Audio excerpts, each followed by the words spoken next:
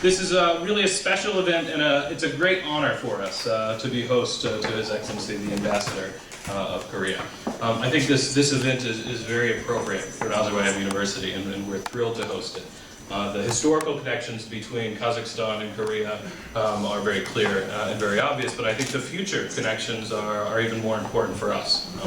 Both nations are quickly becoming the economic powerhouses that are making Asia the center of economic gravity for the 21st century. Good afternoon. I'm so glad to be here in the Nazarbayev University, and I already have had the chance to give a lecture in Kazakh in Russian language, but for a long time I did not use English as ambassador.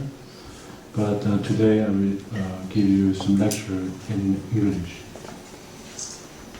The screen will show the history of Korean economy, so I will comment some of the points.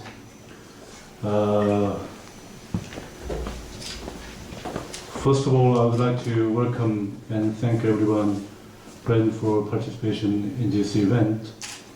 A moment ago, you have watched the video about the modern Korea. It is fantastic, but the past history of Korea was not so fantastic at all.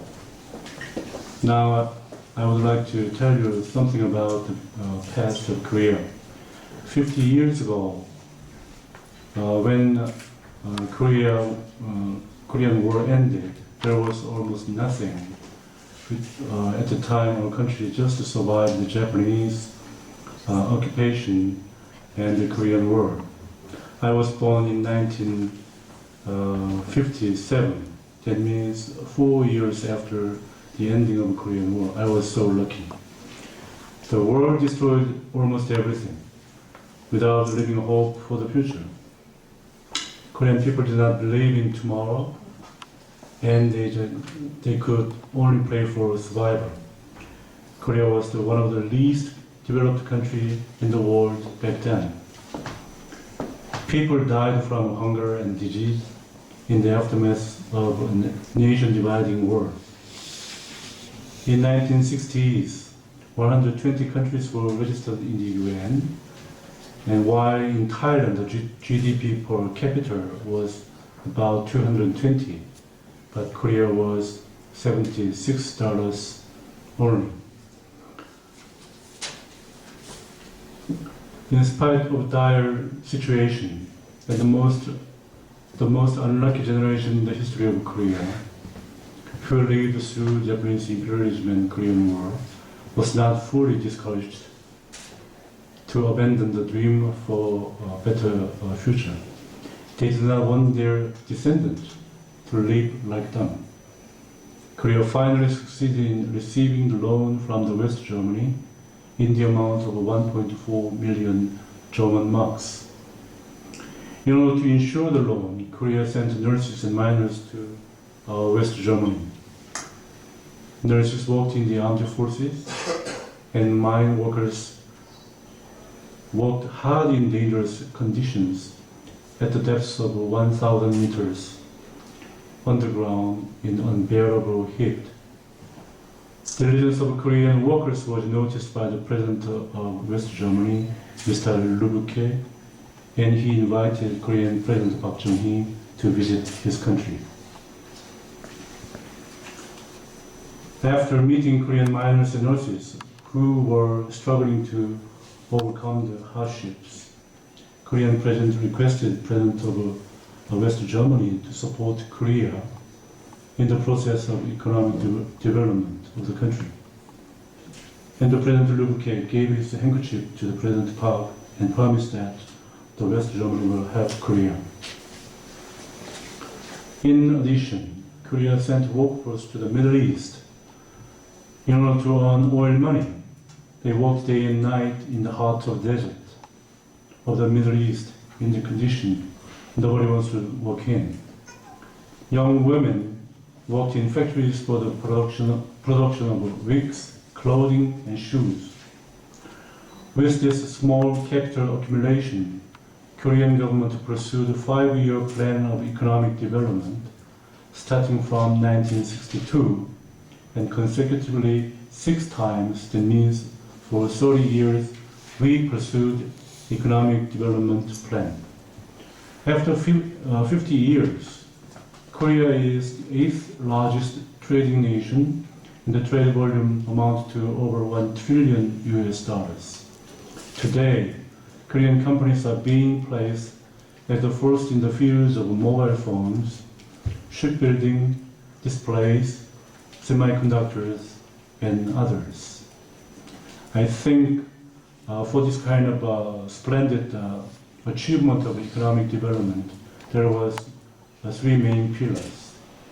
Number 1 is a strong will of the leader and the will of the ordinary people to follow it.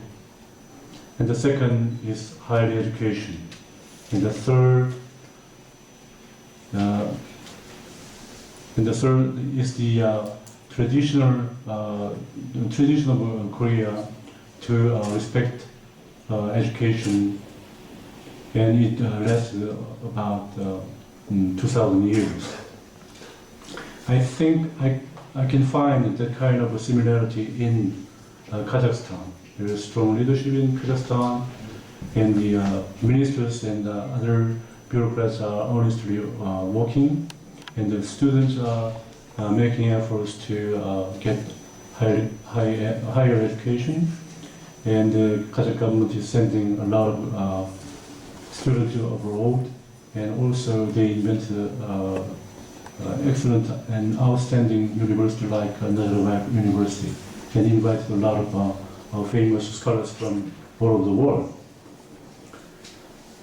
Now I want to very shortly tell about current relations between Korea and Kazakhstan.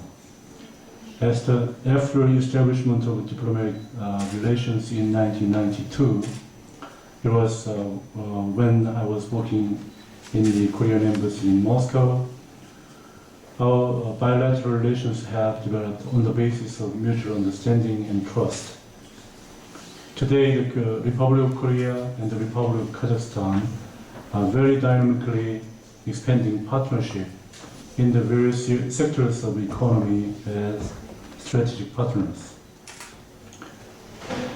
This year, 6th of September, in St. Petersburg,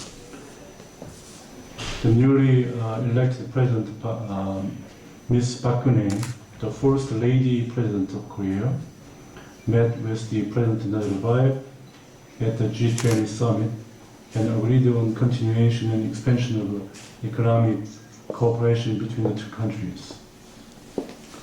The two leaders agreed to realize the current joint mega projects in Kazakhstan promptly and effectively, such as the construction of Balhash power plant, an oil and gas complex in Atral, and drilling in the Jambil block, and many more.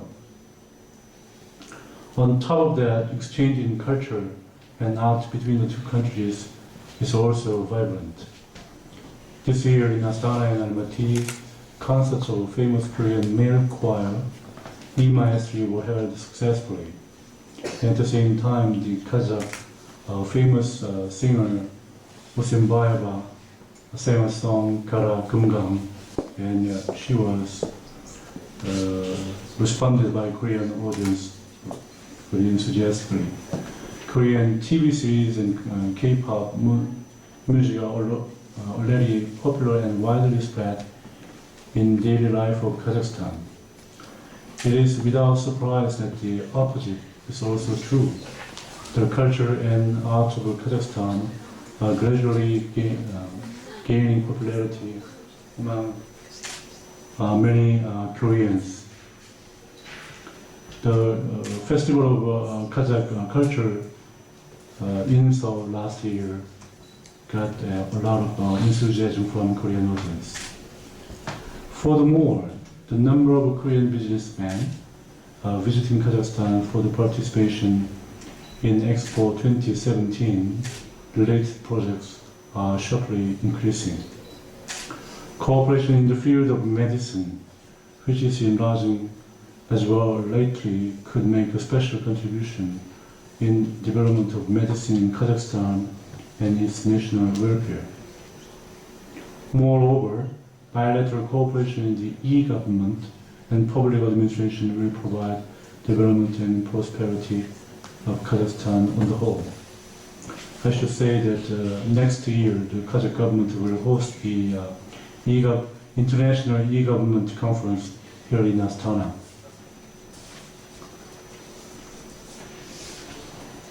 There is a proverb in Kazakhstan: nothing is farther than yesterday, nothing is closer than tomorrow. Thus, on the basis of the bilateral relations, we are becoming day by day closer and closer. I'm confident that our two countries will always be partners for co-prosperity in the 21st century.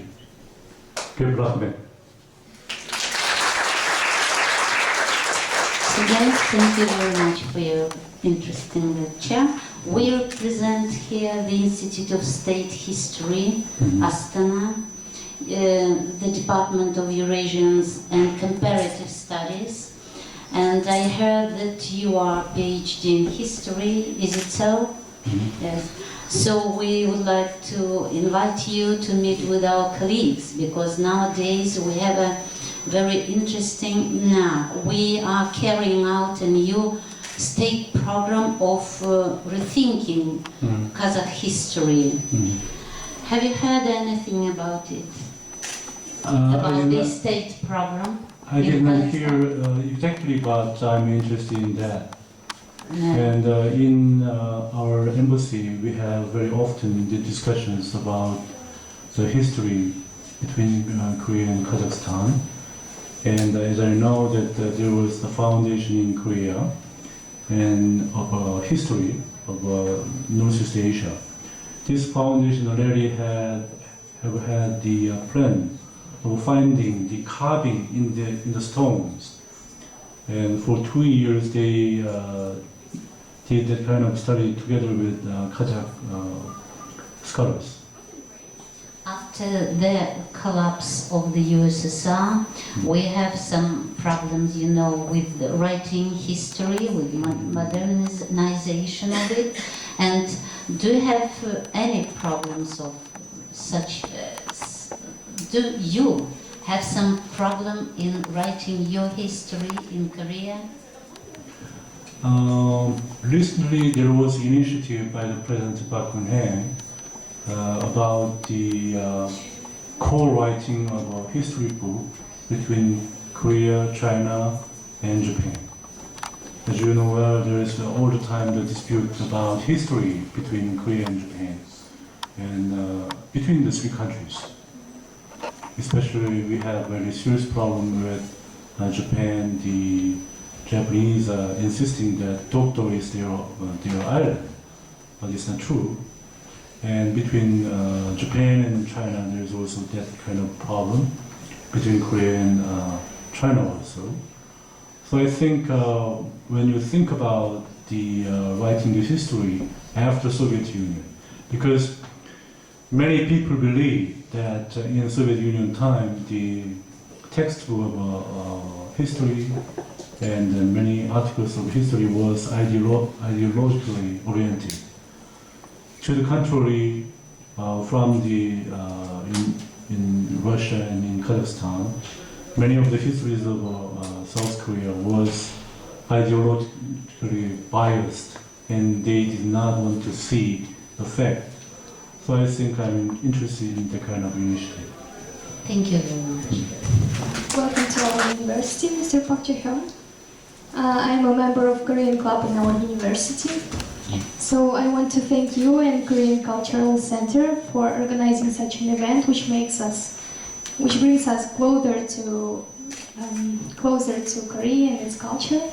So as a student, I'm very interested in education in Korea. So is there an opportunity to create a partnership between Korean universities and our university? Can you please tell something about this? Okay, thank you. I think that is the most necessary thing for the student. And I heard that there is relation between Nazarbayev University and Ulsan Technological University. And Yevgenia was there. And I also recommend to have the kind of relations between Nazarbayev University and with outstanding Korean universities. In early 1960s, we established a special technological institute. It is KAIST. The background of establishing the kind of institute was the same with the initiative to make Nazarbayev University in Kazakhstan. And also the Seoul National University and Korea University and many more universities advanced in some areas.